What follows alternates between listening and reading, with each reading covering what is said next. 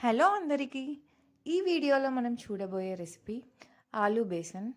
చేయడం చాలా సింపుల్ కానీ టేస్ట్ అయితే వేరే లెవెల్. ఈ రెసిపీ కోసం మొదటగా ప్యాన్లోకి ఆయిల్ వేసుకొని ఆయిల్ హీట్ అయ్యాక పల్లీలను వేసి వేయించాలి. ఇందులో కొంచెం జీలకర్ర, ఆవాలు వేసి మరోసారి వేయించాలి. అలాగే కరివేపాకు, కొత్తిమీర, కొంచెం పసుపుని వేసి తాలింపుని వేయించాలి. కొన్ని వెల్లుల్లిపాయలు అలాగే ఉల్లిపాయ ముక్కలను వేసి తాలింపు మరొకసారి మిక్స్ చేసుకోవాలి.